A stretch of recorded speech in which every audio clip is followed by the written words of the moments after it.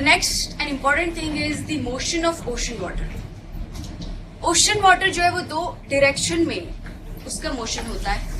First होता है horizontal, second is the vertical. Horizontal ocean water जो है दो तरीके से मूव करता है. First in form of waves and second in the form of ocean currents. Vertically वो ओशन टाइड के फॉर्म में या अपवेलिंग और डाउनवेलिंग के फॉर्म में जो है वर्टिकली मूव करता है. First of all will see the waves. Waves कैसे क्रिएट होता है? सबसे डोमिनेंट फोर्स वेव्स पर होता है विंड का.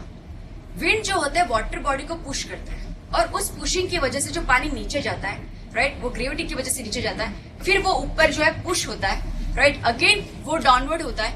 और इसी तरह से जो है वेव्स ग्रेविटी और विंड की इंटरेक्शन की वजह से जो है क्रिएट होता है. लेकिन एक्चुअल जो वाटर की मॉलिक्यूल्स की मूवमेंट है वो हॉरिजॉन्टल नहीं होती, बट सर्क्यूलर होती होती हॉरिजॉन्टल होती है. कैसे? यहाँ पे वेव ऐसे पास हो रहा है, बट उसके ऊपर का जो वाटर मॉलिक्यूल है वो सर्क्यूलर मूवमेंट करते हुए हॉरिजॉन्टली मूव करता है, राइट. स्ट्रेट हॉरिजॉन्टल मूवमेंट नहीं है. विंड यहाँ पे पास हुआ, फिर से ग्रेविटेशन फोर्स जो है ऊपर पुश किया, फिर north downward and upward movement. और इसी तरह के वाटर मॉलिक्यूल जो है सर्क्यूलर मूवमेंट में जो है हॉरिजॉन्टल मूव करते हैं. और ये जो सर्क्यूलर मूवमेंट है, जैसे ही नीचे जाते हैं वो मॉलिक्यूल्स की जो मूवमेंट है वो कम होती जाती है, राइट. क्योंकि यहाँ पे डोमिनेंट फोर्स जो विंड है वो विंड की इंटेंसिटी या फोर्स जो है यहाँ पे कम से कम लगता जाता है.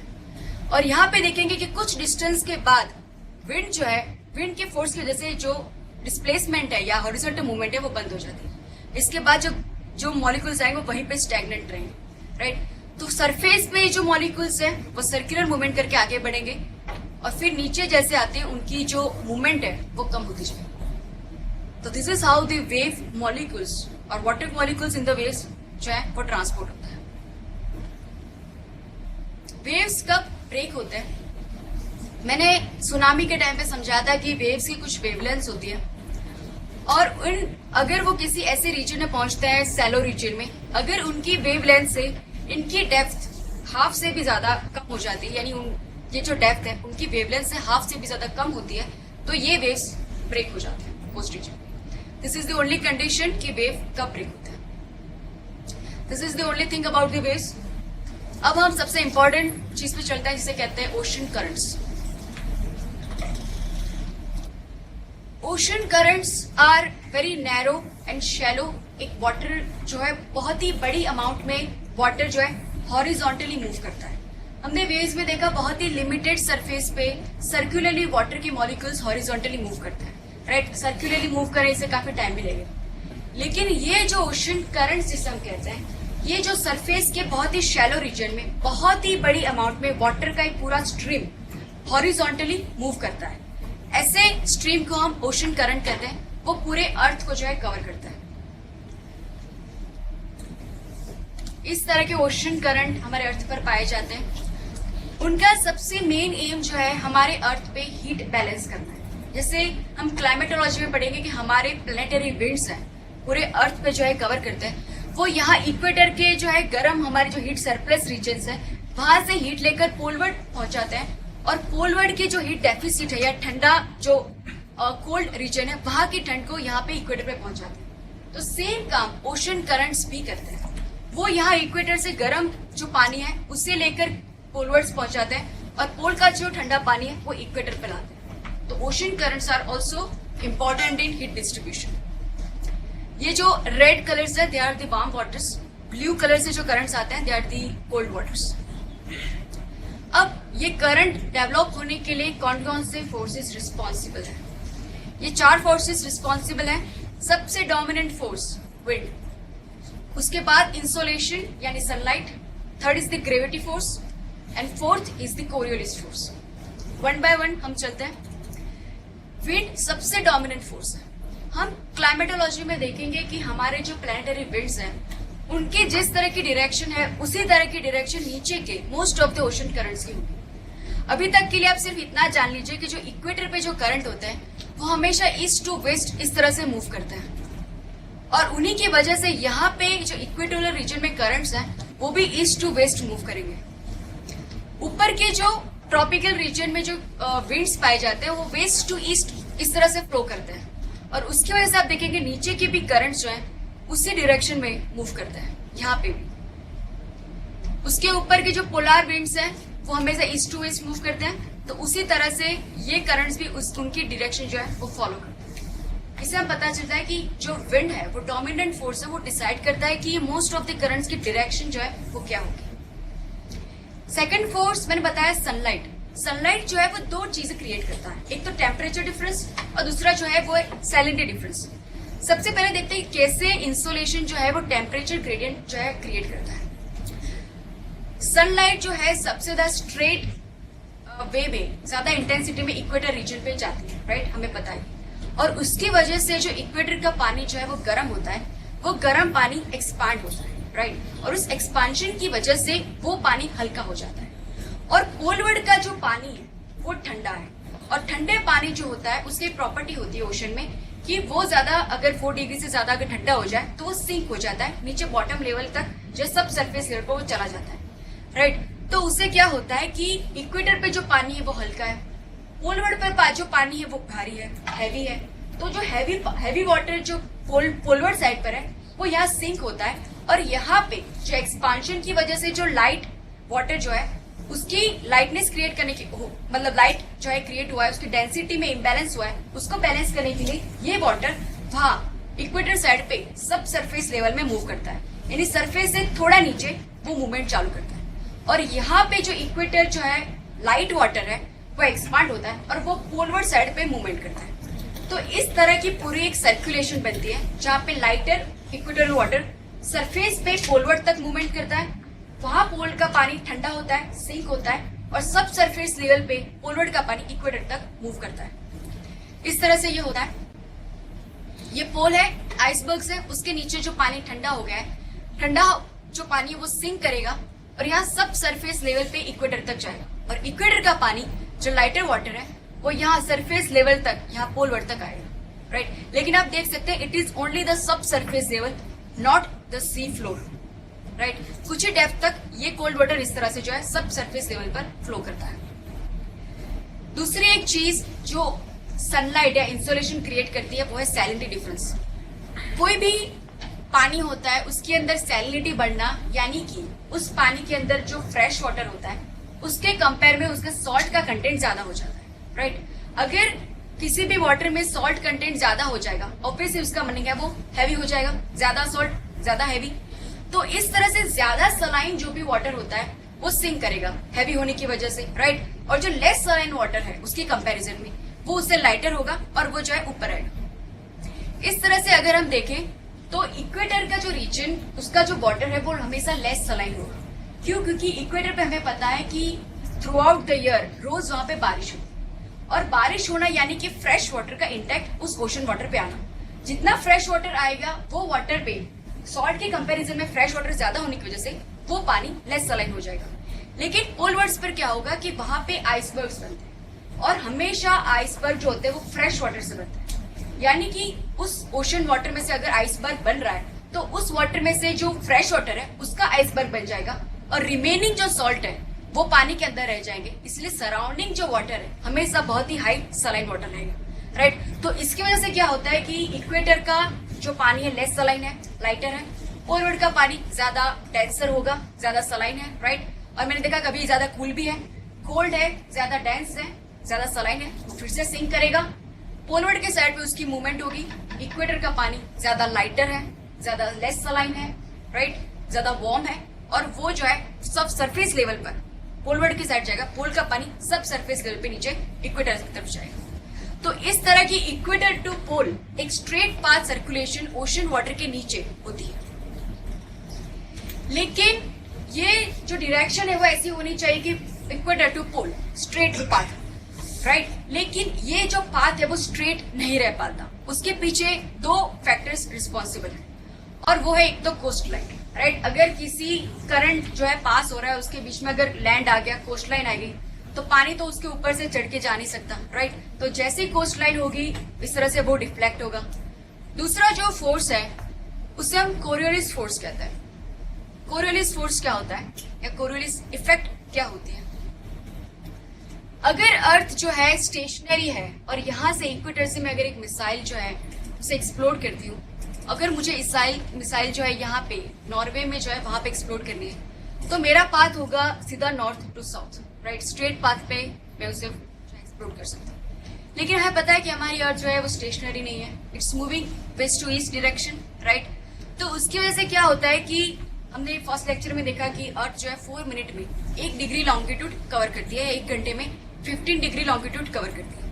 अगर इस मिसाइल को यहाँ तक पहुंचने में 1 घंटा लगता है तो उसके हिसाब से अर्थ जो है 15 डिग्री मूव कर चुकी होगी, राइट। इसीलिए मिसाइल जो है यहाँ पहुंचने की जगह एक्चुअली यहाँ जाके टकराएगा, right, because of earth is moving. उसकी वजह से उसका जो पाथ है वो डिफ्लेक्ट हो जाएगा। उसी तरह से इक्वेटर में अगर सदर्न साइड में मिसाइल जो एक्सप्लोड होगी तो उसका जो पाथ, एक्सपेक्टेड पाथ उसका स्ट्रेट होना चाहिए, लेकिन एक्चुअल में वो कहीं और जाके टकराएगी। इस इफेक्ट को कोरियोलिस इफेक्ट कहते हैं। This is because of the rotation of the earth के रोटेट होने की वजह से जो भी मूविंग बॉडीज है, जो भी डायनामिक बॉडीज है, या विंड है या ओशन करंट है, वो इस तरह से डिफ्लेक्ट होते हैं, राइट।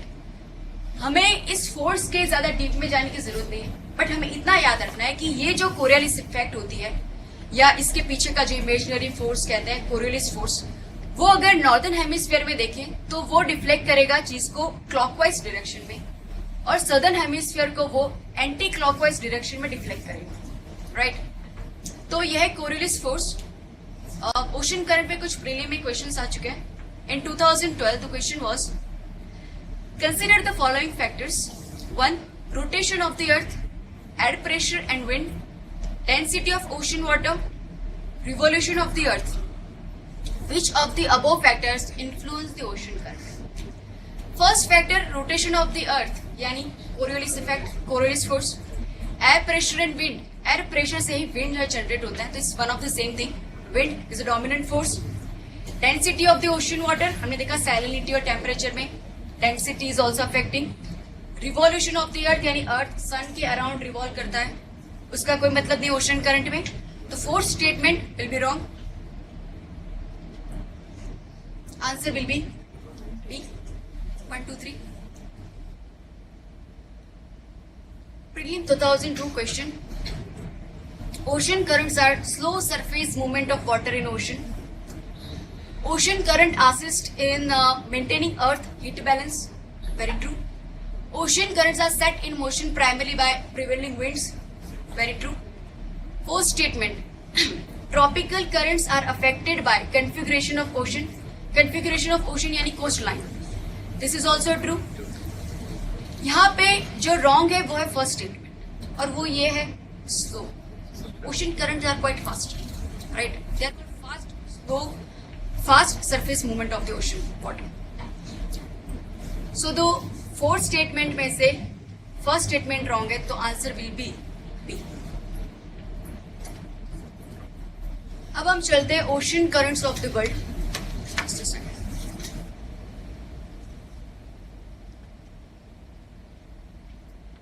मैंने बताया कि जो हीट बैलेंस करने के लिए इक्वेटर का गर्म पानी पोल पर जाना है, सब सरफेस लेवल पर ये पानी पोलवर्ड जाएगा, यहाँ पे पानी ठंडा होगा, सिंक होगा, अब सब सरफेस लेवल पे ये इक्वेटर तरफ मूव करेगा. ये पाथ मैंने कहा था कि स्ट्रेट होना चाहिए, लेकिन दो रीजन की वजह से वो डिफ्लेक्ट हुआ है. एक तो था कोस्ट लाइन, यहाँ पे जैसे जैसे कोस्ट लाइन है वो डिफ्लेक्ट होता है. सेकंड था कोरियोलिस फोर्स. कोरियोलिस फोर्स मैंने कहा था कि नॉर्दर्न हेमिस्फीयर में क्लॉकवाइज जो है मूव करेगा. इसकी वजह से ये जो गायरे डेवलप हो रहा है, राइट, ये जो एक सर्कल डेवलप हो रहा है वो नॉर्दर्न हेमिस्फीयर में देखेंगे तो वो क्लॉकवाइज ही होगा. और इस तरीके के जो गायरे सदर्न हेमिस्फीयर में बन रहे हैं, सर्कल बन रहे हैं, वो जो है एंटी क्लॉकवाइज ही होते हैं, राइट. यानी यहाँ से करंट जो स्टार्ट होता है वो कोरियोलिस फोर्स की वजह से यहाँ पे डिफ्लेक्ट होता है, और फिर उसका जो सर्कल है वो कोरियोलिस फोर्स की वजह से नॉर्दर्न हेमिस्फीयर में क्लॉकवाइज, सदर्न हेमिस्फीयर में एंटी क्लॉकवाइज जो है मूव करता है, right. Red lines are warm currents, blue colour की जो है वो कोल्ड करंट है. वन बाय वन ओशन के साथ हम इसको डिटेल में स्टडी करते हैं. फर्स्ट ऑफ ऑल स्टार्ट करते हैं नॉर्थ अटलांटिक करंट से. यहाँ पे आपको सिर्फ इस रीजन में ध्यान देना है. सबसे पहले यहाँ से शुरुआत करते हैं. यहाँ से नॉर्थ इक्वेटोरियल जो करंट है उसकी शुरुआत होती है from east to west direction में. यहाँ आगे पहुंचती है। यहाँ पे कुछ आइलैंड है जिसे ग्रेटर एंटीलीज और लेसर एंटीलीज कहते हैं, उसकी वजह से इस छोटी सी ब्रांच को एंटीलीज भी कहा जाता है। यहाँ पे फ्लोरिडा है और यहाँ पे छोटा सा गल्फ ऑफ फ्लोरिडा है, एक ब्रांच को फ्लोरिडा करंट भी कहते हैं। उसके बाद ये जो करंट बनता है इसे गल्फ स्ट्रीम कहते हैं। ये गल्फ स्ट्रीम यानी बहुत ही फास्ट मूविंग वाटर बॉडी। तो ये जो गल्फ स्ट्रीम होता है उसकी स्पीड बहुत ज्यादा होती है, अमाउंट ऑफ वाटर भी बहुत ज्यादा है, और इससे जो है एनर्जी जनरेट भी अगर हम करें तो पूरे यूएस को वो एनर्जी इलेक्ट्रिसिटी प्रोवाइड कर सकता है। This is the energy of this gulf stream. Gulf stream आगे पहुंचता है, उसे कहते हैं नॉर्थ अटलांटिक ड्रिफ्ट। ये पूरे यहाँ तक नॉर्वे तक पहुंचता है। नॉर्वे तक पहुंचने के बाद वो यहाँ पे हीट रिलीज करता है, सिंक होता है, और फिर सब सरफेस लेवल पे यहाँ पे फिर से जो है वो मिलता है। यहाँ पे अफ्रीका के पास में कुछ आइलैंड्स है जिसे कैनरी आइलैंड कहते हैं। इसके नाम पर इसके करंट का नाम है कैनरी करंट्स।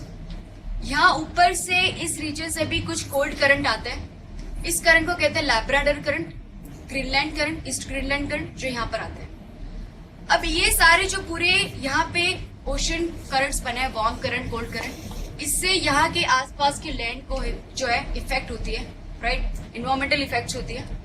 कैसी कैसी इफेक्ट होती है? फर्स्ट ऑफ ऑल देखते हैं न्यूफाउंडलैंड, यानी यहाँ पे इस सेंट जॉन्स लिखा है वहां पे। यहाँ पे आप देख सकते हैं कि ये जो गल्फ स्ट्रीम है और लैब्राडोर करंट है, यानी एक वार्म करंट एक कोल्ड करंट की यहाँ पे मीटिंग हो रही है। तो ये मर्जिंग प्लेस है। यहाँ पे कनाडा का एक आइलैंड है न्यूफाउंडलैंड आइलैंड। यहाँ पे आप देख सकते हैं लैब्राडोर करंट और गल्फ स्ट्रीम जो है मीट कर रहे हैं। कहीं पे भी वर्ल्ड में जब वार्म करंट और कोल्ड करंट की जहाँ पे इस तरह से मीटिंग होती है, वो रीजन वहाँ की मरीन ऑर्गेनिज्म में जो प्लैंक्टॉन्स पाया जाता है, प्लैंक्टॉन्स यानी एक फ्लोटिंग माइक्रोस्कोपिक एनिमल्स होते हैं। अगर वो प्लांट होते हैं तो उसको फाइटोप्लैंक्टॉन्स कहते हैं, अगर वो एनिमल्स होते हैं तो उसको जूप्लैंक्टॉन्स कहते हैं। तो इस तरह के प्लैंक्टॉन्स की यहाँ पे जो है अमाउंट तादाद बढ़ जाती है, और उसकी वजह से they are the primary food chain. तो फिश की भी जो है यहाँ पे बहुत ज्यादा अमाउंट होती है। तो कहीं पे भी इस तरह के कोल्ड और वार्म करंट मिलता है, वो प्लेस फिशिंग के लिए बहुत ही इम्पोर्टेंट रीजन बन जाता है। यहाँ पे फिशिंग एक्टिविटी बहुत ही फ्लोरिशिंग होती है। इस तरह से यहाँ पे हमने देखा था कि गल्फ स्ट्रीम यहाँ नॉर्वे तक जाता है, इसे नॉर्थ अटलांटिक ड्रिफ्ट कहते हैं। इसकी वजह से ये होता है कि यहाँ पे अदरवाइज अगर इस लॉन्गिट्यूड में आगे अगर हम रशिया के बारे में देखें तो रशिया में विंटर में वो पूरा रीजन फ्रोजन हो जाता है, राइट, उसके पोर्ट भी जो है फ्रोजन हो जाता है। But because of this warm current north Atlantic drift, Norway के यहाँ तक के सारे जो पोर्ट है वो विंटर में भी ऑपरेटेड रहते हैं, राइट। वहां पे उसकी इस करंट की वार्मिंग इफेक्ट रहती है। उसके जो पोर्ट्स है नार्विक एंड हमरफेस्ट यहाँ पर लोकेटेड है, वो विंटर में भी ऑपरेटेड है, आइस फ्री रहते हैं। उसी लैटिट्यूड पर अगर हम देखें तो रशिया के पोर्ट्स यहाँ पे फ्रोजन है, right. This is the only reason of this warm current. एक और इफेक्ट होता है यहाँ अफ्रीका की कैनरी करंट की वजह से। कोल्ड करंट जनरली उस नजदीकी एरिया को डेसिकेटिंग इफेक्ट देते हैं। डेसिकेटिंग इफेक्ट यानी ड्राइंग इफेक्ट। यहाँ पे हमें पता है ऑलरेडी सहारा डेजर्ट लोकेटेड है। सहारा मतलब डेजर्ट कहीं पे भी होता है, उसके एयर में मॉइस्चर वैसे भी कम होती है, और ऊपर से ये जो कोल्ड करंट पास होता है ऊपर की एयर को कोल्ड कर देते हैं, और इसकी वजह से यहाँ का जो पूरा रीजन है उसको ये कोल्ड करंट ड्राइंग इफेक्ट देते हैं, राइट। तो जो डेजर्ट है उसे और ज्यादा ड्राइंग इफेक्ट कोल्ड करंट्स देते हैं। एक कंसेप्ट है, not only the concept actually, एक यहाँ पे एक सी बनता है नॉर्थ अटलांटिक ओशन में। नॉर्थ इक्वेटोरियल करंट और गल्फ स्ट्रीम यहाँ पे पास हो रही है, और यहाँ पे कैनरी करंट। इन करंट की इस तरह की सर्कुलर मूवमेंट की वजह से बीच का जो पानी है वो स्टैग्नेंट रह जाता है, राइट। वो ओपन ओशन से मिल नहीं पाता, मिक्सिंग नहीं हो पाती। यहाँ पे बहुत ही पुअर मरीन ऑर्गेनिज्म रहती है, और यहाँ पे एक यूनिक टाइप की सी वीड पाई जाती है, सरगासम, और उसकी वजह से इस सी को नाम दिया गया सरगासम सी। ये जनरली उसकी नेविगेशन में काफी ऑब्स्ट्रक्ट करती है ये वीड, क्योंकि जो सी होते हैं उसके नीचे का जो फैन होता है उसमें ये जो है फंस जाती है, and it is very obstructable to for the navigation. इसका वैसे करंट के लिए कोई इंपॉर्टेंस नहीं है, बट मैंने कहीं क्वेश्चन देखा था कि उस क्वेश्चन में पूछा गया था कि सरगासो सी जो नॉर्थ अटलांटिक ओशन बनती है वो कौन से करंट की वजह से बनती है। जो 3 करंट्स है वो है north equatorial current, gulf stream and canary current. तो सिर्फ हमें सरगासो सी के बारे में इतना ही जानना है। अब हम चलते हैं कि साउथ अटलांटिक ओशन के करंट के साथ। साउथ इक्वेटोरियल करंट इस तरह से यहाँ से ईस्ट टू वेस्ट जो है पास होता है। उसकी एक ब्रांच यहाँ पे देखते हैं हम, ट्रायंगुलर शेप है ब्राजील का, इसकी वजह से एक ब्रांच जो है यहाँ पे जाती है और दूसरी ब्रांच नीचे से साउथर्न साइड पे जाती है। ये जो पॉइंट है ट्रायंगुलर पॉइंट, उसे कैप साउ रॉक कहते हैं। यहाँ से ये वार्म करंट इक्वेटर से वार्म वाटर लेकर नीचे जाता है, इस करंट को ब्राजीलियन करंट कहते हैं। लेकिन यहाँ से ये जो कोल्ड करंट पास होते हैं, अब ये देखिए कि यहाँ पे जो कोल्ड करंट है वो इस तरह हॉरिजॉन्टली फ्लो कर सकते हैं, क्योंकि यहाँ पे कोई लैंड मास नहीं है उनको ऑब्स्ट्रक्ट करने के लिए, जैसा यहाँ पर है, राइट। इसलिए ये जो सर्किम नेविगेशन ऑफ अर्थ जो है पूरा सर्कुलर कर रहा है, ऐसा नदर्न साइड पे ऐसे कोल्ड करंट नहीं कर पाते। अब ये जो करंट है, क्योंकि उनकी कोई ऑब्स्ट्रक्शन नहीं है, बहुत ही हाई स्पीड में ये कोल्ड करंट जो इस तरह फ्लो करते रहते हैं। इनकी एक ब्रांच यानी पोलवर्ड वाटर जो इक्वेटर तरफ जाना चाहिए, वो सब सरफेस वाटर, उसकी एक ब्रांच यहाँ ब्राजील तरफ जाती है। इस ब्रांच को यहाँ पे एक आइलैंड है, Falkland island. Falkland island actually UK जो है उसकी ओवरसीज टेरिटरी है। और जैसे मैंने जिब्राल्टर के बारे में बताया था, यहाँ पे भी ऐसा इश्यू है कि अर्जेंटीना वांट्स दी फॉकलैंड जो आइलैंड है उसके मेनलैंड में पाना चाहता है, वो इश्यू चल रहा है। इसलिए इस करंट को जो कहते हैं फॉकलैंड करंट। यहाँ पे भी देख सकते हैं कि there is a meeting place of warm and cold current. एक ब्रांच यहाँ पे ऊपर जाती है, इसे बेंगुएला करंट कहते हैं, इट्स अ कोल्ड करंट। और ये कोल्ड करंट यहाँ पे एक डेजर्ट है, नामीब डेजर्ट, उसको जो है डेसिकेटिंग इफेक्ट या ड्राइंग इफेक्ट देगा। इन डिटेल जहां पे भी ये फॉकलैंड करंट और ब्राजीलियन करंट मिल रहा है, उस रीजन को बाहिया ब्लांका कहते हैं। और जैसे मैंने बताया, because of the meeting of the warm and cold current, ये reason important for the fishing activity. Benguela current यहाँ पे नामीब डेजर्ट है, उसको ये और भी ज्यादा ड्राइंग इफेक्ट देता है, because it's a cold current, उसकी एयर को कोल्ड और ज्यादा करता है, राइट। तो this were the oceanic current, उसमें हमने नॉर्थ अटलांटिक के बारे में देखा। अब हम चलते हैं नॉर्थ पैसिफिक करंट। यहाँ से भी नॉर्थ इक्वेटोरियल करंट यहाँ से जो है स्टार्ट होता है east to west, coastline की वजह से डिफ्लेक्ट होता है, ऊपर जाता है। इस वार्म करंट को क्यूरोशियो करंट कहते हैं।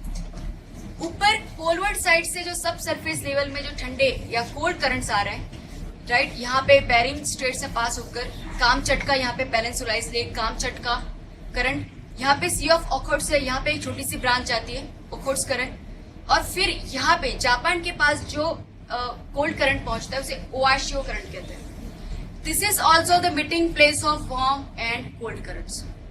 फिर यहाँ पे जो वार्म करंट है यूएस के अलास्का तक पहुंचता है, हीट रिलीज करता है। और जो ठंडा सब सरफेस लेवल पे जो करंट है, वो यहाँ पे इस तरह वेस्टर्न साइड ऑफ यूएसए में पास होता है, इसे कैलिफोर्निया करंट कहते हैं। कैलिफोर्निया करंट भी ड्राइंग इफेक्ट देगा इस पूरे रीजन को, और फिर यहाँ पे वो इक्वेटोरियल करंट के साथ जो है वो मर्ज हो जाएगा। डिटेल में देखते हैं किस तरह से ये कैलिफोर्निया करंट यहाँ पे ड्राइंग इफेक्ट देता है। कैलिफोर्निया में बहुत सारे डेजर्ट्स हैं, like Mojave desert, Sonoran desert. इन डेजर्ट को ये कैलिफोर्निया करंट जो है वो ड्राइंग इफेक्ट देता है, राइट। मोहावे का जो स्पेलिंग होगा, it's MOJAVE, but it pronounce as Mojave because it's a Mexican word. इस तरह से जापान में भी हमने देखा Oyashio cold current, Kuroshio warm current, उनका मीटिंग प्लेस होने की वजह से जापान में रिच फिशिंग ग्राउंड बनता है। जहाँ पे भी ये वार्म एंड कोल्ड करंट मिलते हैं, वहां पे फॉग भी क्रिएट होता है जो नेविगेशन को ऑब्स्ट्रक्ट करता है, राइट। जापान एक्चुअली उसका फिशिंग ग्राउंड तो है ज्यादा, लेकिन और भी ज्यादा उसकी प्रॉपर्टीज हैं, जिसकी वजह से बहुत ही इंपॉर्टेंट है इकोनॉमिकल एक्टिविटी फिशिंग यहाँ पे। एक तो यहाँ की उसकी जो कॉन्टिनेंटल शेल्फ है वो बहुत ही शैलो है, राइट, इसलिए यहाँ पे वैसे भी मरीन ऑर्गेनिज्म ज्यादा पाए जाते हैं, फिश की जो नंबर से ज्यादा है। और यहाँ उसकी जो कोस्ट लाइन है वो इंडेंटेटेड है, यानी कि ज्यादा जिगजैग है। ऐसी कोस्ट लाइन पे हार्बर्स ज्यादा बन सकते हैं, नेचुरल हार्बर्स भी बने। प्लस जापान का हम जब वर्ल्ड ज्योग्राफी में देखेंगे, पूरा हिली रीजन है, यहाँ पे बहुत ही कम एग्रीकल्चर लैंड जापान के पास है, इसलिए जापानीज लोगों की डाइट में फिश और फिश के प्रोडक्ट्स का भी बहुत ही ज्यादा इंपॉर्टेंस है। Even the religious reason also, कि वहां पे उनकी डाइट में फिश बहुत ज्यादा इंपॉर्टेंट है। इन सभी रीजन के साथ ये और एक रीजन भी मिल गया कि because of meeting place of warm and cold ocean current, इसलिए ये जो रीजन है पूरा फिशिंग के लिए बहुत इंपॉर्टेंट हो जाता है। And fishing is very important for Japan also. South Pacific ocean currents के बारे में बात करेंगे। South equatorial current east to west flow करके यहाँ पे ऑस्ट्रेलिया के ईस्टर्न साइड पर आता है, इसे ईस्ट ऑस्ट्रेलियन करंट कहते हैं, राइट। फिर वो यहाँ पे वेस्ट विंड ड्रिफ्ट हमने देखी थी, कोल्ड करंट्स, राइट, उसके साथ मर्ज होता है। उसकी एक ब्रांच यहाँ नदर्न साइड पे, इक्वेटर साइड पे जाती है। यहाँ पे कंट्री है पेरू, उसकी वजह से इस करंट को पेरुवियन करंट कहते हैं, या फिर उसका नाम है हम्बोल्ट करंट। ये कोल्ड करंट है जो यहाँ के डेजर्ट को डेसिकेटिंग इफेक्ट देता है। दिस इज द पेरू और हम्बोल्ट करंट। यहाँ पे डेजर्ट है एंडीज के पास में, कोस्टल डेजर्ट, अटकामा डेजर्ट।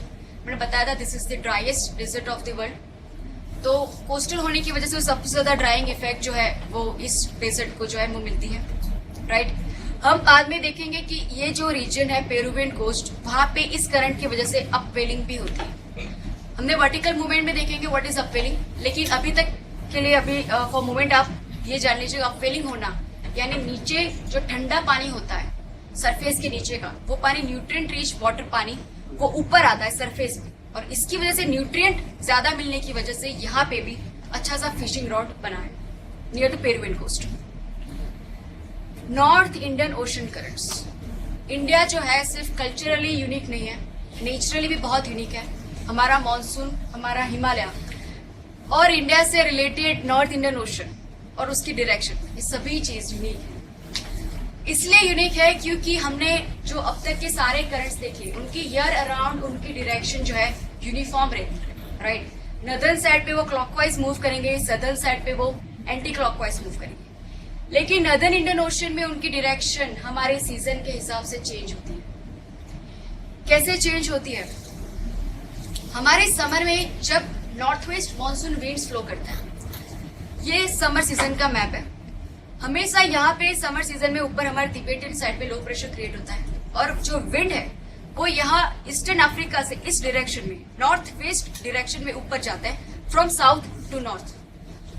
मैंने पहले ही बताया wind is the dominant force for the current. Wind जिस डायरेक्शन में जाएंगे उसी डायरेक्शन में नीचे के करंट्स भी जो है फॉलो करेंगे। तो उसकी वजह से ये जो हमारे monsoon wind south to north जा रहे हैं, इसकी वजह से यहाँ पे जो इक्वेटोरियल करंट है वो भी यहाँ साउथ टू नॉर्थ जाएंगे, और कोस्ट लाइन ऐसी है इसलिए वजह से वो इस तरह फ्लो करता है और फिर अपना साइकिल कंप्लीट करता है और क्लॉकवाइज मूवमेंट जो है वो करता है। विंटर सीजन में क्या होता है इंडिया में कि ये जो north to south, south to north जो विंड थे, अब विंटर सीजन में नॉर्थ टू साउथ फॉलो करते हैं, राइट। और उसकी वजह से ये जो विंड्स हैं, जो करंट्स हैं हमारे ओशन करंट, वो भी इस तरह साउथवर्ड सदर्न साइड पे मूवमेंट करते हैं, राइट। और इसकी वजह से हम देख सकते हैं कि ये जो ये जो मूवमेंट थी उससे ये एंटी क्लॉकवाइज मूवमेंट यहाँ पे बनती है, राइट। तो विंटर सीजन में नॉर्दर्न इंडियन ओशन के करंट्स एंटी क्लॉकवाइज मूवमेंट करते हैं, समर सीजन में क्लॉकवाइज मूवमेंट करते हैं, राइट। तो ये जो रिवर्सल हो रहा है उसके पीछे का जो रिस्पॉन्सिबल जो फोर्स है वो है हमारे मानसून विंड्स। मानसून विंड्स जो है वो अपने direction season two season change करते हैं। इसी की वजह से हमारे नीचे के ओशन करंट्स भी इसी तरह से अपने डायरेक्शन चेंज करते हैं। एक और चीज इंडियन ओशन और नॉर्दर्न इंडियन ओशन के बारे में यूनिक ये है कि यहाँ पे ये लैंडलॉक है, यानी दूसरे ओशन करंट को जिस तरह ऊपर पोल वर्ड से कोल्ड करंट मिलता है वो यहाँ इस ओशन को मिल नहीं पाती, राइट। लेकिन सबसे ज्यादा जो यूनिक चीज मैंने बताई वो था रिवर्सल ऑफ करंट्स। अब देखिए ये जो रिवर्सल ऑफ करंट है वो हमारे हिस्ट्री में भी कितने इंपॉर्टेंट रहे होंगे। क्यों? क्योंकि पहले के जमाने में जो सी ट्रेड होता था वो ऑब्वियसली विंड ड्रिवन था, राइट। जो विंड के सहारे जो थे वो जहाज जो थे वो फ्लो करते थे। तो जब समर सीजन में हमारे विंड इस तरह इंडिया के साइड पे मूव करते थे, अरेबियन कंट्रीज और जो अफ्रीकन कंट्रीज थी, विंड भी इस तरह मूव कर रहे हैं, करंट भी इस तरह मूव कर रहे हैं, और उनके सी वेसल्स समर सीजन बहुत ही आसानी से इंडिया पहुंच जाते थे, राइट। फिर वो अरेबियन पीपल जो है वहां पर विंटर तक रुकते थे, और विंटर का वेट करने के बाद जब ये विंड्स और ocean currents north to south होते थे तब वो अपनी जर्नी स्टार्ट करते थे और आसानी से Africa and Southee Arabian country से पहुंच सकते, राइट। तो दिस इज वेरी, ये जो हमारे मानसून विंड्स है, हमारे करंट्स हैं, हमारे जो इंस्टेंट टाइम में जो हमारा ट्रेड था उसके लिए भी इंपॉर्टेंस है।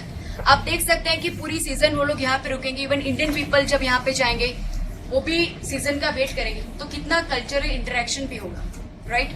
हमने पता है कि इस वजह से काफी सारे अरेबियन लैंग्वेजेस की जो इफेक्ट है हमारे गुजरात और सराउंडिंग रीजन में अरेबियन लैंग्वेज की इफेक्ट भी है, राइट। तो इवन इन एशियंट इंडिया और in the middle India in हमारे मानसून विंड्स और ओशन करंट्स के इकोनॉमिकल इंपॉर्टेंस भी रही। सदर्न इंडियन ओशन वो तो सभी ओशन में जैसा कॉमन है वैसा ही है, एंटी क्लॉकवाइज मूवमेंट। यहाँ पे नॉर्थ इक्वेटोरियल करंट जो है वो यहाँ नीचे सदर्न साइड पर जाता है, इसे अगुलास करंट कहते हैं। एक छोटा सा ब्रांच है करंट, सोमालिया करंट। ये करंट की ये खासियत है कि जब हमारा साउथ वेस्ट मानसून इस डायरेक्शन में विंड होता है तब उसकी डायरेक्शन इसे साउथ टू नॉर्थ होती है। जब विंटर सीजन आएगा इसकी रिवर्स, इसकी जो डायरेक्शन हो जाएगी फ्रॉम नॉर्थ टू साउथ। फिर यहाँ पे ये करंट जब भी मिलता है वेस्ट विंड ड्रिफ्ट से, उसकी एक ब्रांच जो पोलवर्ड टू इक्वेटर जाती है उसे कहते हैं वेस्ट ऑस्ट्रेलियन करंट। यहाँ पे ऑस्ट्रेलिया में पूरी वेस्टर्न साइड जो है वो डेजर्ट है, राइट, और इस डेजर्ट को ये कोल्ड करंट उसे डेसिकेटिंग इफेक्ट यानी ड्राइंग इफेक्ट देता है, राइट। हम क्लाइमेटोलॉजी में पढ़ेंगे कि क्यों ये सारे जो ट्रॉपिकल डेजर्ट्स हैं वो वहां पे बने हैं वेस्टर्न साइड पे कॉन्टिनेंट्स के, राइट। फर्स्ट रीजन हम क्लाइमेटोलॉजी में देखेंगे, second reason is the cold current, क्योंकि वैसे भी जो क्लाइमेटोलॉजी में हम देखेंगे कि कुछ करंट, कुछ विंड की वजह से वो वहां पे डेजर्ट बने, और जितने भी बची कुची अगर उनमें मॉइस्चर है, इन मॉइस्चर को ये कोल्ड करंट जो है ड्राई कर देता है। तो इसीलिए ट्रॉपिकल रीजन के जो डेजर्ट्स हैं वो वेस्टर्न कोस्ट पे पाए जाते हैं। Prelim 1997 question, which one of the following factor is responsible for the change in regular direction of ocean currents in the ocean, Indian Ocean, right? Indian Ocean के currents में northern Indian ocean के जो direction में change आ रहा है वो क्यों आ रहा है? Because Indian Ocean is a half ocean, Indian Ocean has a monsoon rift, Indian Ocean is a landlock ocean, या Indian Ocean has a great variation in salinity, right? The answer is our monsoon. Prelim 2013 question, the most important fishing ground of the world are found in the regions where warm and cold atmospheric currents wind rivers drain out large amount of fresh water into sea, उससे कोई फर्क नहीं पड़ता, right? Warm and cold oceanic currents meet, या D continental shelf is inundated। यहाँ पे atmospheric current जैसी कोई चीज नहीं है, this is just to confuse you, right? The answer is warm and cold oceanic currents meet. हमें देखी थी ऐसी तीन जगह, Newfoundland island, Japanese coast and Brazil में बाया ब्लांका, राइट? नीचे तो दिस थ्री रीजन जहाँ पे ओशन में warm and cold ocean current मिलता है और रिच फिशिंग ग्राउंड बनता है। हमने हॉरिजॉन्टल मूवमेंट जो है वो कंप्लीट कर लिया है। वर्टिकल मूवमेंट पे अगर हम चलेंगे but after 10 minutes break. Motion waters में हमने हॉरिजॉन्टल वाटर मोशंस जो है वो देख ली, waves and ocean currents. Now will move towards vertical motion of ocean water. First हम देखेंगे upwelling and downwelling and then will move towards ocean tides. Upwelling और डाउनवेलिंग समझने के लिए एक और कंसेप्ट को समझना जरूरी है जिसे एकमैन स्पाइरल या एकमैन लेयर कहते हैं। उसमें यह होता है कि विंड जो है, हमने देखा कि वेव्स या ओशन करंट का सबसे डोमिनेंट फोर्स होता है। विंड जो होता है वो नीचे उसके जो वाटर सरफेस है उसको बहुत ही ज्यादा फोर्स देता है। वो फोर्स का जो प्रोपोर्शनल है वो it's proportional to square of the wind speed and the direction of the wind, right? यानी हम देख सकते हैं विंड जो है काफी हद तक इस जो सरफेस ऑफ वाटर है उसको फोर्स देता है, लेकिन ये फोर्स है जो उसके फर्स्ट 100 मीटर तक ही जो है वो लिमिटेड रहता है। उसके नीचे वो फोर्स जो है वो बहुत ही कम, अराउंड 0 हो जाता है, राइट? हमने वेव्स एक्शन में भी देखा कि उसके नीचे का जो पानी है वो अराउंड जो है उस पर वेव एक्शन का फोर्स जो है नहीं लगता। उसके नीचे का लेयर के साथ क्या होता है?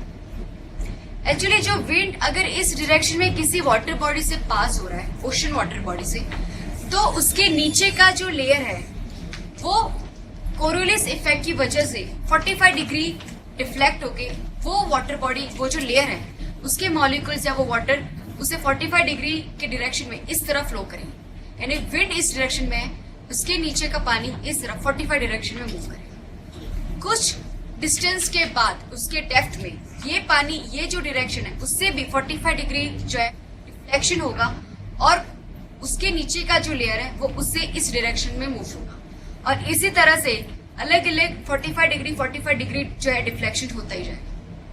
ये पूरा डिफ्लेक्शन को अगर हम ज्वाइन करें तो एक स्पाइरल क्रिएट होता है। इस पूरे स्पाइरल मूवमेंट को एकमेन स्पाइरल कहते हैं। This is the motion of ocean water, जो इस तरह से लेयर बाय लेयर जो है वो डिफ्लेक्शन होती है, यानी इस डायरेक्शन में लेयर मूव करेगा, ये लेयर उसका पानी इस डायरेक्शन में मूव करेगा, राइट। तो ये जो मूवमेंट उसे एकमेन स्पाइरल कहते हैं। ये जो एकमेन स्पाइरल होती है उसमें हम देख सकते हैं कि विंड अगर इस डायरेक्शन में मूव कर रहा है तो सरफेस वाटर जो है वो इस तरफ 45 डिग्री में यहाँ पे डिफ्लेक्ट करके मूव करेगी। उसके नीचे का जो लेयर है उससे भी 45 डिग्री मूव करेगा, यानी कि विंड डायरेक्शन से अराउंड 90 डिग्री राइट एंगल में जो है वो लेयर मूव करेगा, यानी पानी जो है उसका फ्लो इस डायरेक्शन में होगा। ये जो 90 डिग्री फ्लो हो रहा है विंड से, इसे एकमेन ट्रांसपोर्ट कहते हैं। ये जो ट्रांसपोर्ट होता है ये अगर नॉर्दर्न हेमिस्फीयर में हो रहा है तो नॉर्दर्न हेमिस्फीयर में एकमेन ट्रांसपोर्ट विंड के राइट हैंड साइड पे राइट एंगल बनाएगा। अगर सदर्न हेमिस्फीयर में हो रहा है तो विंड के लेफ्ट हैंड साइड पे राइट एंगल बनाएगा, right. Let's see with example. ये कोस्टल रीजन है एक, यहाँ पे ये नॉर्दर्न हेमिस्फीयर का कोस्टल रीजन है। विंड जो है इस तरह से नॉर्थ टू साउथ जो है मूव कर रहा है। इसके राइट हैंड साइड पे राइट एंगल में एकमेन ट्रांसपोर्ट बन रहा है, यानी कि विंड इस तरफ फ्लो कर रहा है। उसके नीचे का लेयर जो है 90 डिग्री यहाँ पे फ्लो करेगा, राइट।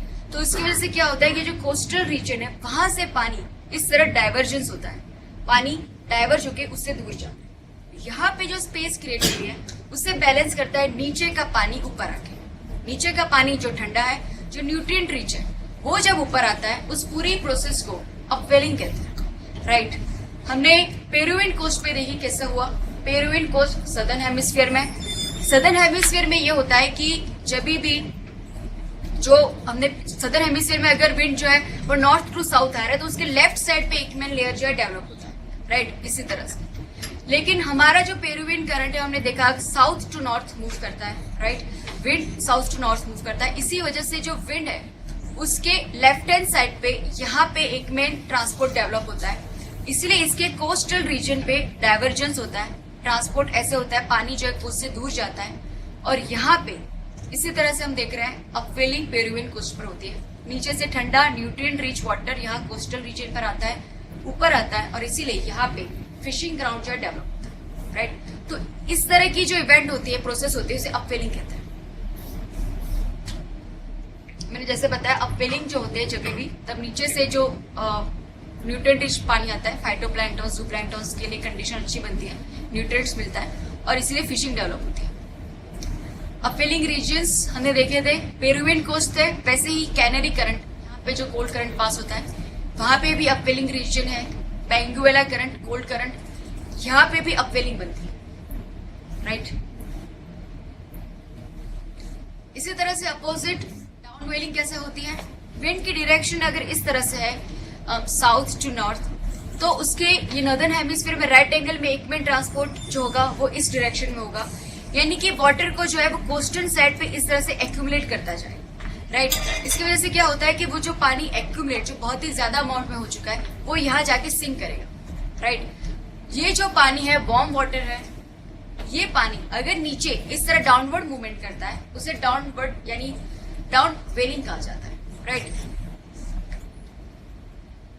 ये जो होता है पूरा गर्म और सलाइन वाटर होता है, वो डाउनवर्ड मूवमेंट होते हैं, उसे डाउन वेलिंग कहते हैं। It is not good for the जो फिशिंग है उसके लिए इंपॉर्टेंट नहीं है, राइट।